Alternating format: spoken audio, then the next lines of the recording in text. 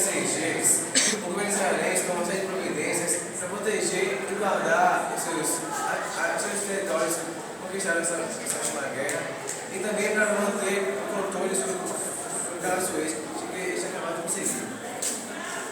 Por isso, eles construíram uma série de serpentivas que foi conhecida como rodovia, que foi ligada a uma linha que liga várias cidades, foi conhecida como a linha Barlego.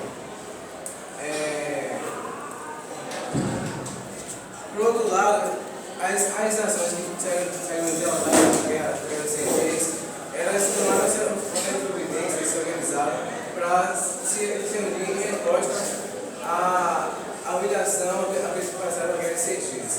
Então, elas começaram uma série de embates, conhecida como a Guerra do Ramadã, a Guerra do Yom Kippur, a Guerra de Outubro e a Quarta Guerra Árabe-Israelense, que foi basicamente entre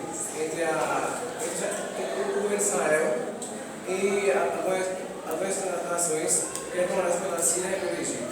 A guerra, mais ou menos, esse embate durou mais ou menos dia 6 a dia 26 de outubro de 1983.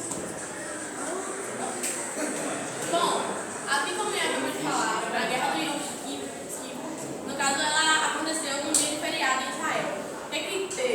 A Síria e o Egito se uniram contra Israel e invadiram o território deles, que se chama Golã. E a guerra, na verdade, durou pouco mais de 2 semanas.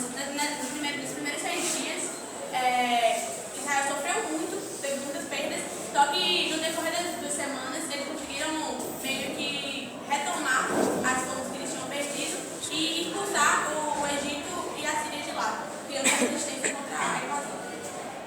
A saída contra as forças israelenses foi uma batalha do Sinai, acontecendo pelo exército egípcio.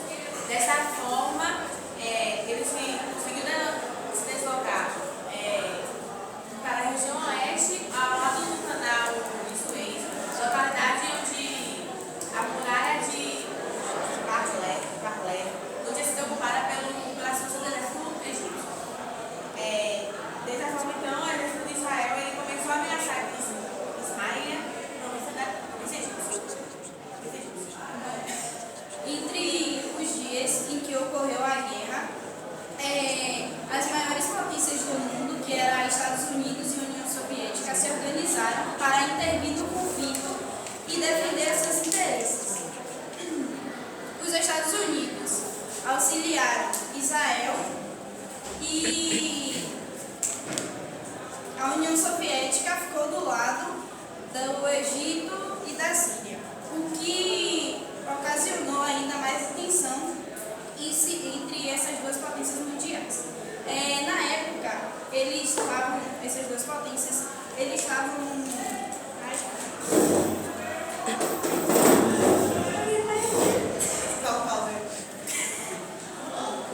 nessas duas épocas, eles mediam forças na corrida armamentista e tecnológica, que foi a Guerra Fria, e evitando maiores conflitos nessa época, em outubro de 1976, através da ONU, foi promulgada um cessar-fogo entre eles. Após o fim dos conflitos armados, o exército de Israel havia se superado e apresentava enorme poder bélico.